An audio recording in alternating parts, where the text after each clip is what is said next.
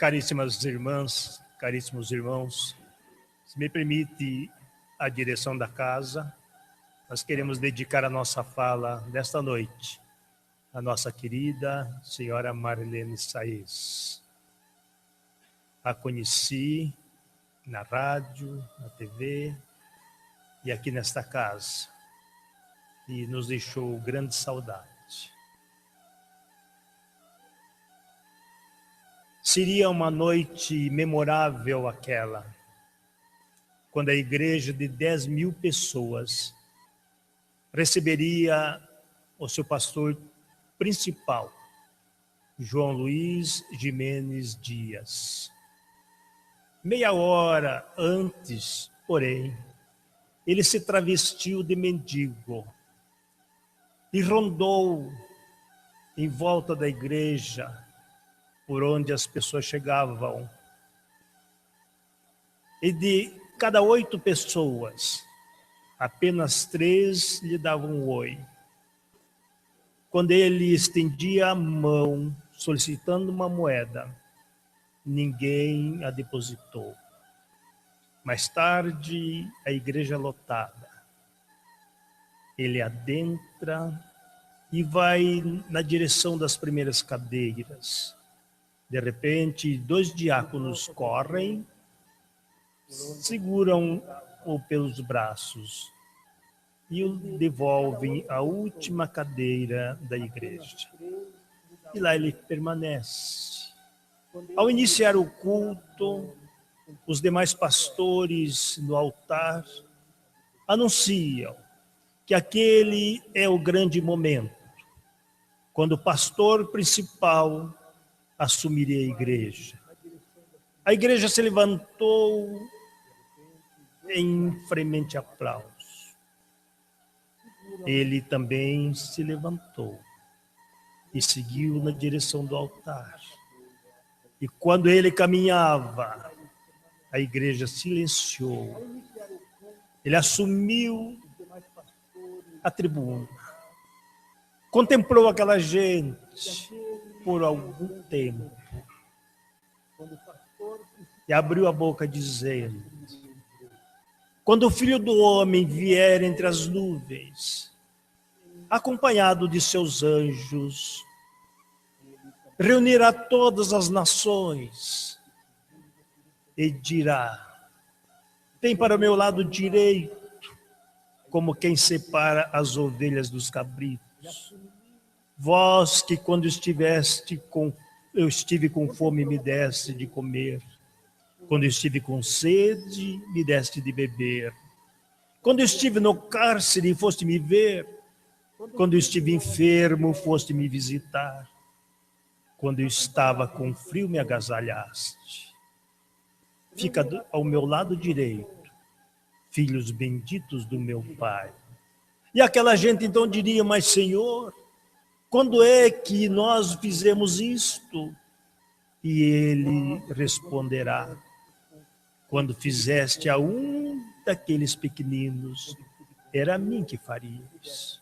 Entretanto, vós, que quando eu estive com fome, não me deste de comer, que eu estive com sede, não me deste de beber, que eu estava enfermo, não foste me ver, que eu estava no cárcere, não me visitaste, que eu estava com frio, não me agasalhaste. Passa ao meu lado esquerdo e terás a condenação eterna.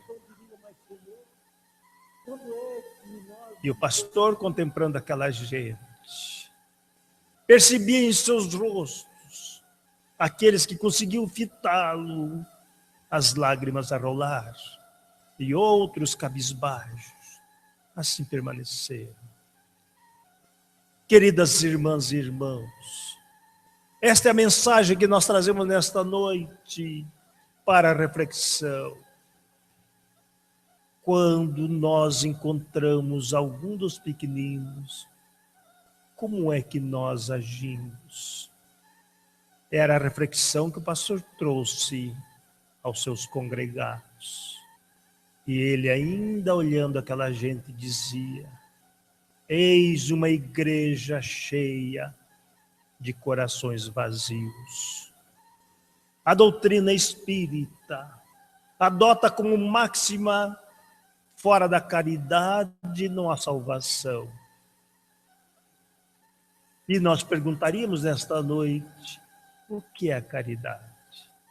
Como ela se processa na nossa vida? Como está a humanidade? Como estamos nós? E o que haveremos de fazer? De realizar a cada instante da nossa vida para realmente levarmos aos nossos irmãos, muitas vezes faminto do estômago e mais das vezes faminto do espírito. Então, nesta reflexão, caminhemos, estendendo as mãos, mas sobretudo levando a mensagem de renovação. A caridade beneficente, que é a caridade material, mas especialmente a caridade benevolente, que é a do soerguimento do espírito.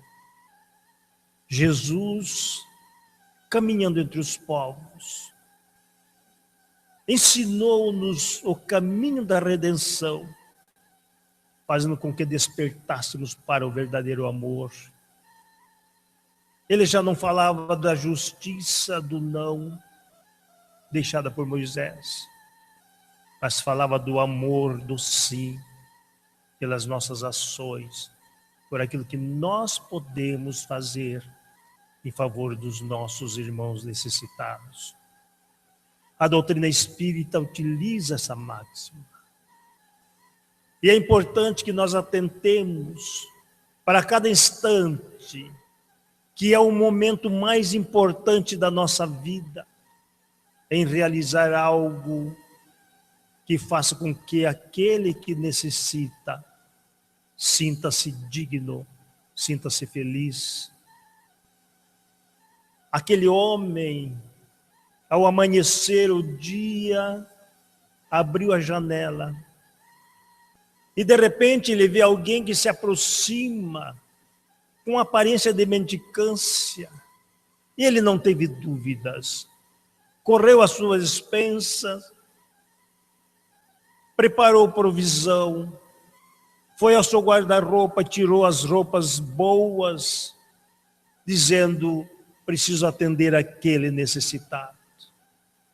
E quando ele vai ao encontro daquele homem, com toda aquela provisão, o homem contempla-o e diz: meu Senhor, eu vim aqui pedir permissão para apanhar uma rosa do seu jardim.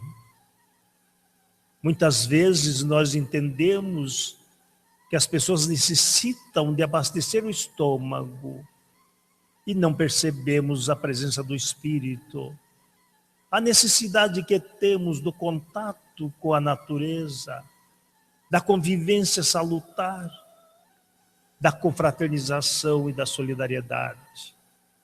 Portanto, quando aquele pastor fala sobre a caridade, nós lembramos firmemente do Mestre Jesus, quando, conversando com aquela gente, o doutor da lei lhe pergunta: mestre, o que eu devo fazer para entrar na vida eterna?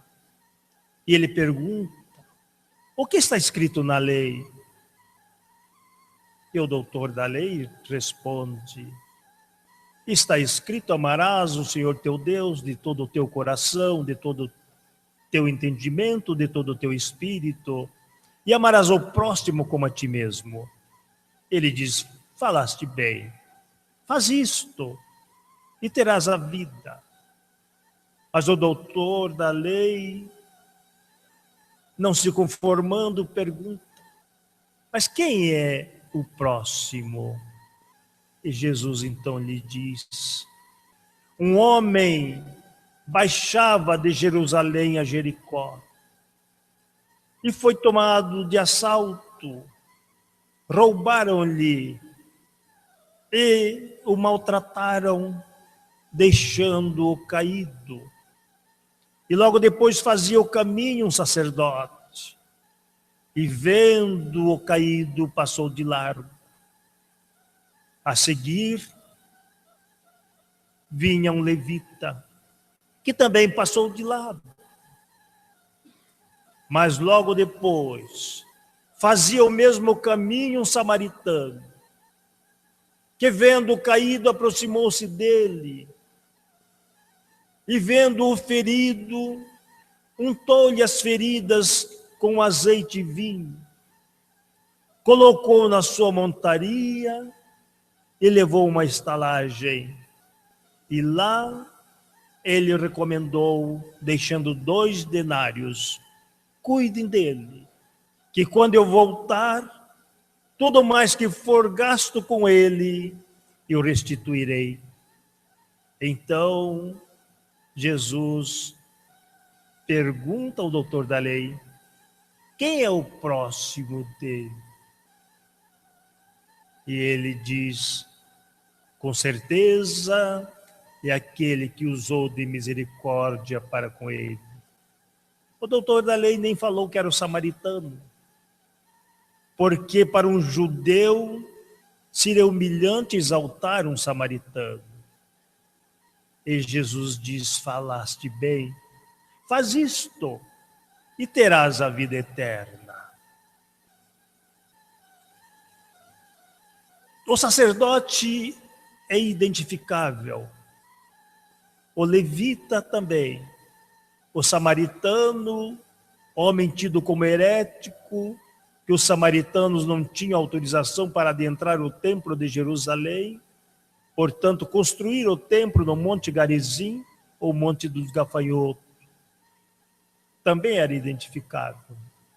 Mas quem era o caído? Não tem nome, não tem procedência, é apenas o próximo. Quem é o nosso próximo? É o meu pai, a minha mãe, minha esposa, meus filhos? Não. É aquele que está perto de mim, que por vezes é o meu inimigo, por vezes é aquele que me quer mal, e é este que eu devo amar, e é este que eu devo servir. Portanto, quando os espíritos intuem a Kardec para que a máxima da doutrina espírita seja: fora da caridade não há salvação, é importante entendermos que vivemos numa sociedade que deve ser solidária, fraterna, que possamos estender as mãos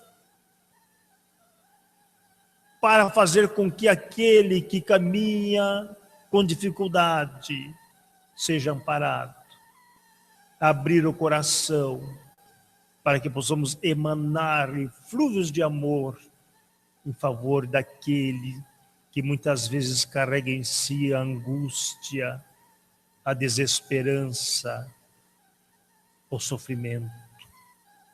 É a mensagem do Cristo presente. Jesus, que a cada instante em que esteve conosco, semeou amor, semeou a paz, semeou a mensagem de redenção espiritual.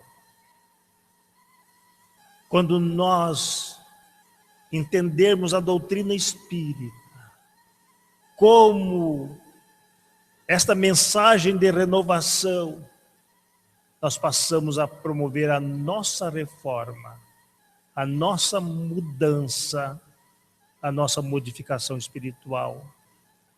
Este é o papel de cada um de nós, de cada um que um dia entendeu que é um ser inteligente que habita um corpo no estágio de alguns anos para voltar à espiritualidade mais iluminado do que quando aqui chegou. E isto se processa através das nossas atitudes. àqueles que pregam a salvação pela fé. E nós lembramos de Paulo, apóstolo, o ex-Saulo de Tarso, aquele que fora a Damasco aprisionar Ananias e que encontra com Cristo a 300 metros da cidade de Damasco, que é exortado pelo Cristo para uma nova vida. Ele, após assumir a mensagem de Jesus, ele se coloca a serviço do bem na sua nova visão. E um dia ele nos diz, quando escreve aos Coríntios, que eu posso falar a língua dos anjos e dos homens, mas se eu não tiver caridade, eu sou como o sino que tine, o metal que soa. Eu posso dar tudo que eu tenho em favor dos necessitados, mas se eu não tiver caridade, nada sou. Eu posso dar o meu corpo para ser queimado, mas se não houver caridade, para nada serve. E nos fala que a caridade é anônima, ela não se orgulha, não se ensoberbece, ela é espontânea. Portanto, quando nós falamos, eu sou caridoso, eu já não sou. Porque a caridade não tem ostentação, ela não se apresenta como tal, ela apenas age. Emmanuel nos ensina que a caridade é amor em manifestação crescente e incessante. É o sol de 1000 faces brilhando para todos, o anjo de 1000 mãos, ajudando indistintamente na obra do bem, onde quer que se encontre, entre bons e maus, justos e injustos, felizes e infelizes, porque onde estiver o Espírito do Senhor, aí se derrama a claridade constante dela, a benefício do mundo inteiro. Então esta é a definição de amor que Emmanuel nos traz, para que nós possamos ser esse sol de 1000 faces. Isto significa de não ver a quem, mas ver o nosso próximo, aquele que precisa de nós. É o anjo de 1000 mãos.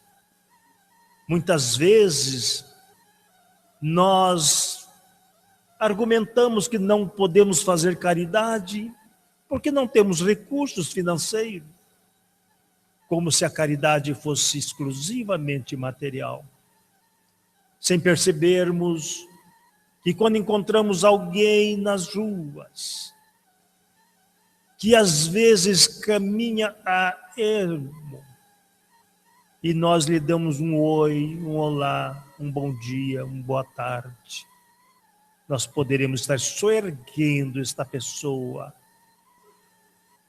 para que desperte nela que é um ser, e não simplesmente uma coisa que caminha sem rumo, sem destino. É importante esta interação entre os homens, a cada momento, desde o lar. Porque muitas vezes nós queremos ser caridosos na rua, nas igrejas, no centro espírita, mas como nós somos no nosso lar, como nós agimos na nossa família, como nós nos integramos, primeiro naqueles com quem nos foi dado a conviver no lar, para sairmos à rua, levando a harmonia que construímos em casa. Mas ainda diríamos que antes do lar, como nós estamos agindo para conosco mesmo? Porque só pode dar amor quem tem amor. Logo, eu preciso me amar. Olhar para o espelho ou no espelho e agradecer a Deus pela existência, pela beleza que temos, porque todos somos belos, todos somos criaturas de Deus, pela oportunidade da existência, pela oportunidade do que nós podemos realizar na sociedade. E sigamos ao trabalho, levando esta harmonia, esse desejo de servir, para que ao chegarmos na nossa repartição, seja ela qual for, na construção civil, no escritório, na escola, na clínica, no escritório da advocacia, onde quer que nós estejamos, possamos transmitir paz, possamos oferecer àquele que convive conosco a segurança da fraternidade. Que quando um colega de trabalho aproximar-se de nós, precisando de uma ajuda, possamos abrir o coração e a mente e servi-lo naquilo que ele necessita, sem medo de ensinar-lhe o que sabemos, porque muitas vezes nos negamos a oferecer ao nosso colega de trabalho aquilo que nós sabemos, de medo que ele, aprendendo, como se nós tivéssemos lugar físico, como se não fôssemos espíritos caminheiros, que nos valemos daquele instante para nos projetar ao futuro. É importante refletirmos que quando nós puxamos alguém que está para baixo de nós, nós temos que subir um degrau para nos fortalecermos. Mas quando nós queremos empurrar alguém para baixo, nós descemos um degrau. Que possamos perceber que a nossa existência é preciosa para a nossa projeção espiritual. Então, quando nós nos remetemos ao Mestre Jesus, entendemos a sua passagem por este planeta. Para muitos de apenas 3 anos, falando e exemplificando, mas poderíamos dizer nesta noite que desde o momento da manjedoura, quando ele nos dá o primeiro exemplo de humildade, até o momento da cruz, quando nos dá o exemplo do perdão, mas especialmente os 40 dias em que convive após a crucificação com seus discípulos, para transformá-los em apóstolos do bem, do amor e da verdade.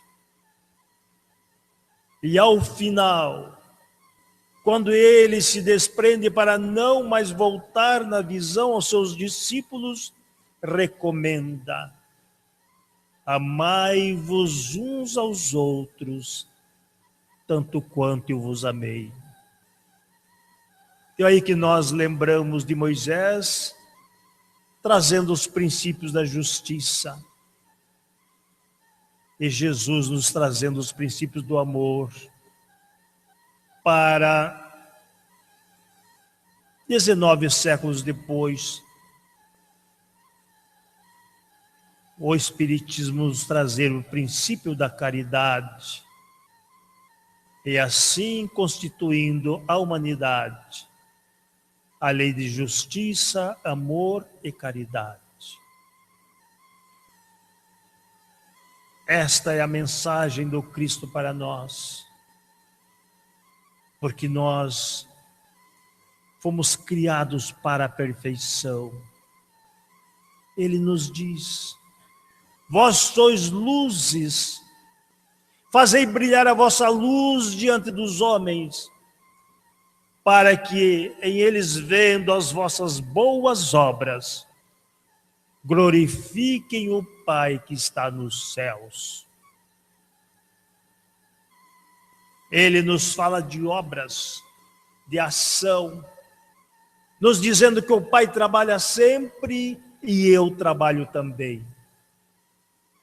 Se Deus é o Criador e cria sempre, se Jesus o Messias, aquele que recebeu a incumbência do Pai para organizar este planeta, para projetá-lo ao seu destino, trabalha também, logo nós haveremos de também trabalhar, porque só faremos a nossa autoiluminação através dos nossos esforços. Lembremos do pirilampo, que só acende as suas luzes quando se esforça, quando bate as asas para voar. Nós só nos iluminamos nos esforçando, nos projetando ao espaço. Então, quando nós entendermos a doutrina espírita na sua essência, sabendo que fomos criados simples e ignorantes, lá como princípio inteligente, e que fomos nos aprimorando, estando hoje no estágio de seres inteligentes, como nos ensinam os Espíritos no item 76 do Livro dos Espíritos,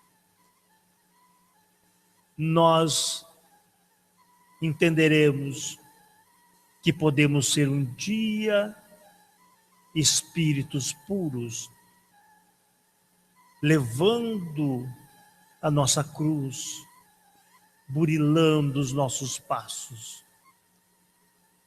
É a doutrina que vem coroar um processo do projeto do Cristo. Mas como é que nós agimos? Como nós estamos? Voltamos a perguntar. É uma avaliação íntima. Cada um de nós nos perguntando a cada dia como fazia o Agostinho ou Santo Agostinho, como queiram. Ao final do dia, ele fazia o seu questionário. O que eu fiz hoje? A quem eu ofendi? Que bem eu deixei de fazer? E no dia seguinte, procurava realizar aquilo que ele entendeu como falta no dia anterior.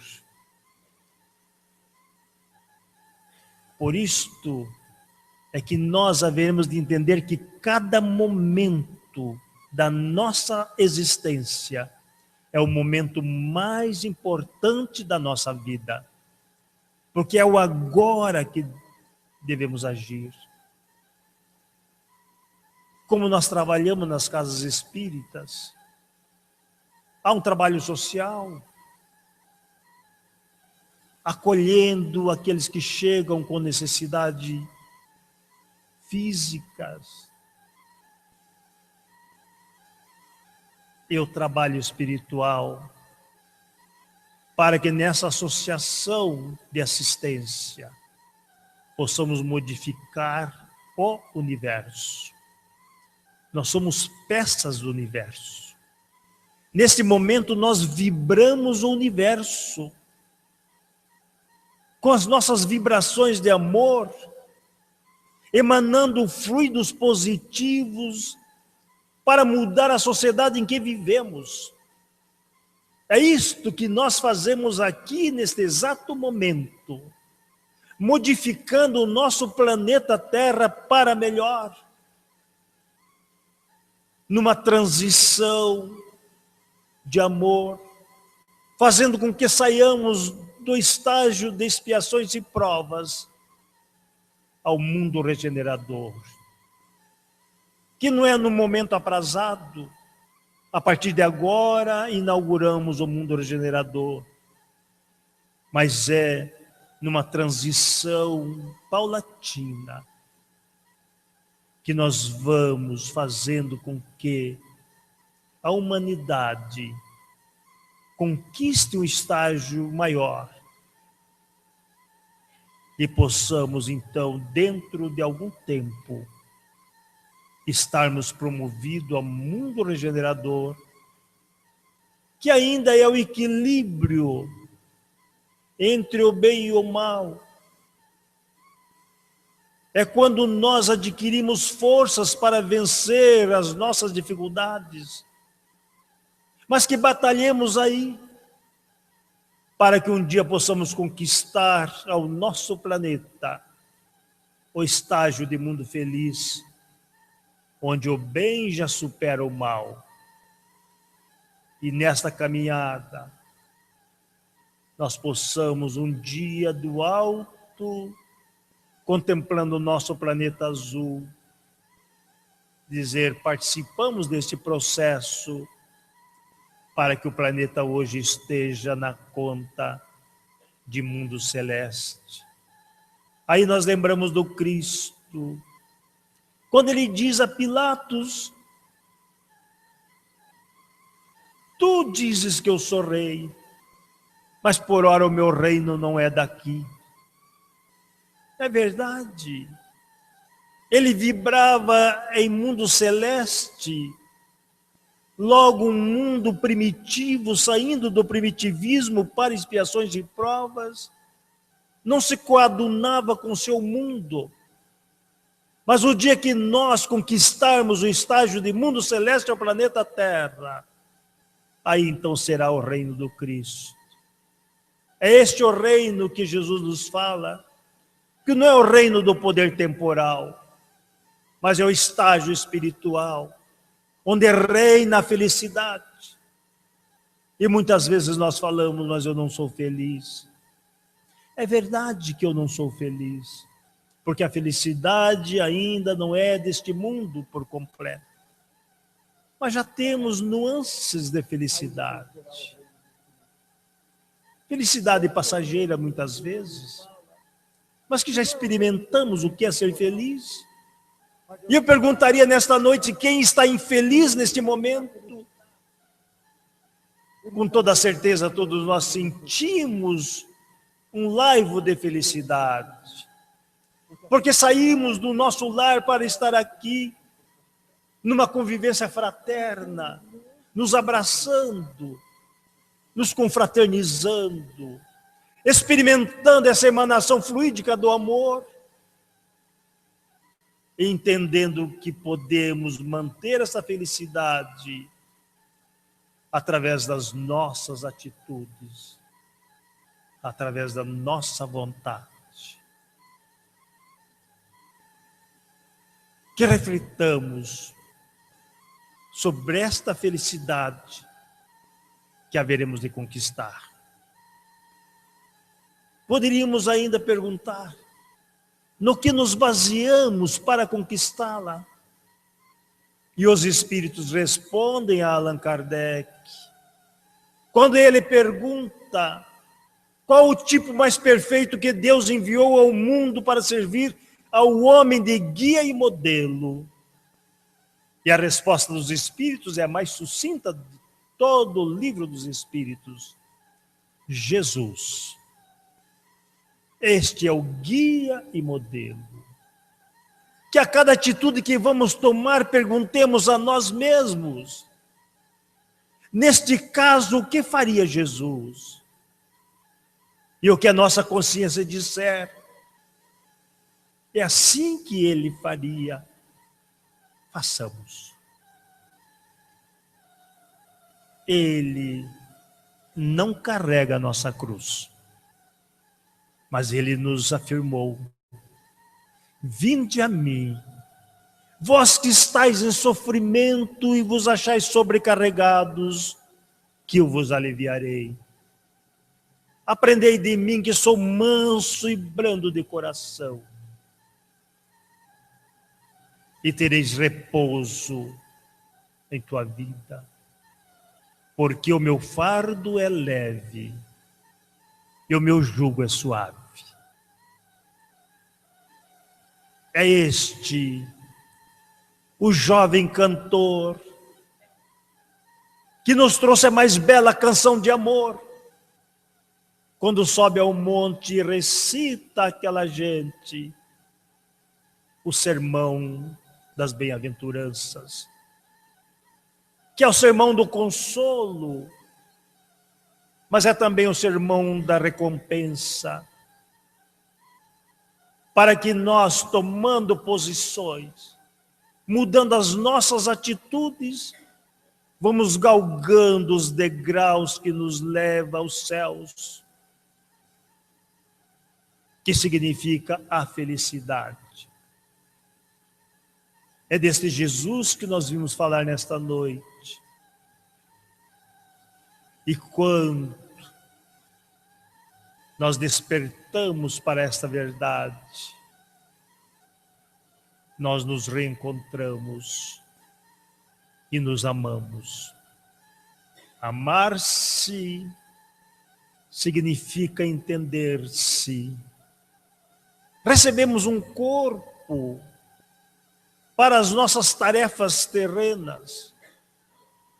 Vamos cuidar dele em todos os sentidos. Quando nós nos amamos, evitamos os elementos químicos que alterem o nosso organismo. Evitamos a maledicência que nos envenena espiritualmente. Evitamos toda e qualquer vicissitude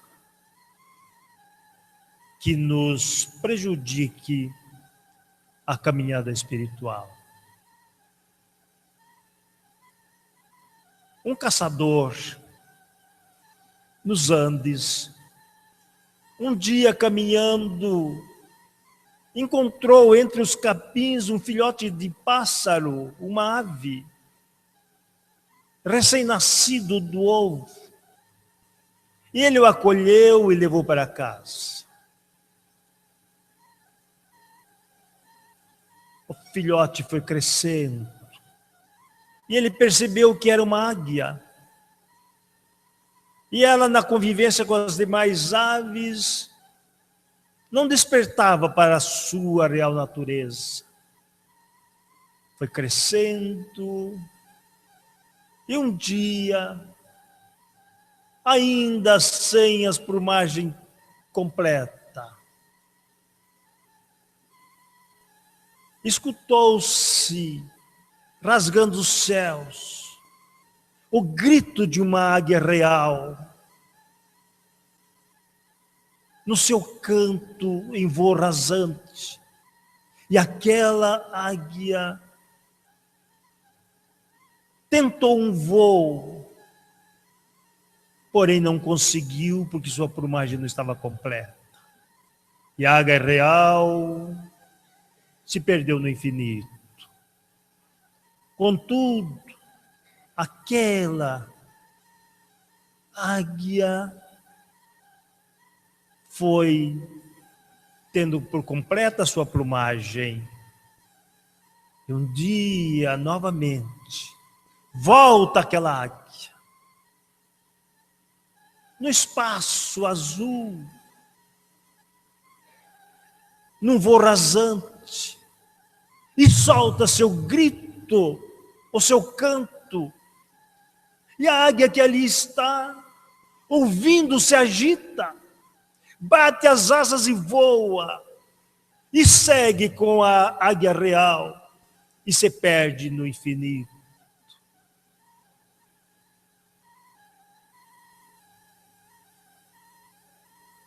Aquela águia real esteve aqui há 2000 anos, trazendo no seu voo rasante a sua canção de redenção. Voltou para os espaços infinitos e hoje volta como Espiritismo para despertar em nós também águias reais, a necessidade do voo para conquistarmos o infinito espiritual. Cada um de nós nesta noite somos uma águia real, que estamos completando ou tentando completar a nossa plumagem.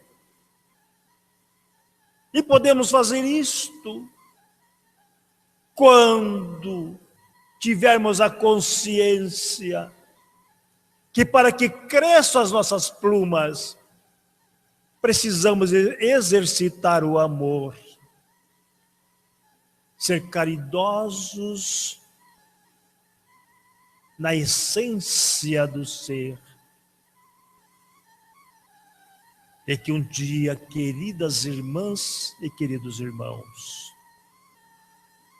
na confraternização espiritual, possamos estar aqui ajudando aqueles que ainda precisam do nosso amparo. Se pensamos que somos um vagalume, tenhamos a consciência que adquirimos uma luz, embora pequena, mas que no acúmulo de vagalumes podemos clarear os bosques. Com a consciência que podemos ser uma lâmpada de mercúrio e clarear um pouco mais aqueles que chegam. E quando formos uma lâmpada de mercúrio, não nos conformemos. Continuemos a agir, a nos transformarmos num holofote, a clarear mais longe aqueles que caminham. E quando formos holofote, compenetremos que podemos ser uma estrela e cintilar no espaço, como as estrelas luminares da espiritualidade, numa pleiade de companheiros, através de Allan Kardec, valendo-se da mediunidade daqueles que com ele colaboraram, foram os portadores da Boa Nova, da mensagem do Cristo redivivo, do cristianismo restaurado, e que possamos zelar por esta doutrina de amor, para que ela não venha a sofrer as mesmas consequências que sofreu a doutrina do Cristo, e que possamos então zelar pelos princípios do amor do Cristo, nos ensinamentos dos mensageiros espirituais. Caríssimas irmãs e irmãos, que possamos nesta noite levar desta casa a paz que sentimos aqui. E eu diria aos irmãos que eu não lhes desejo a paz, mas eu desejo ardentemente que cada um seja a paz. Muita paz a todos.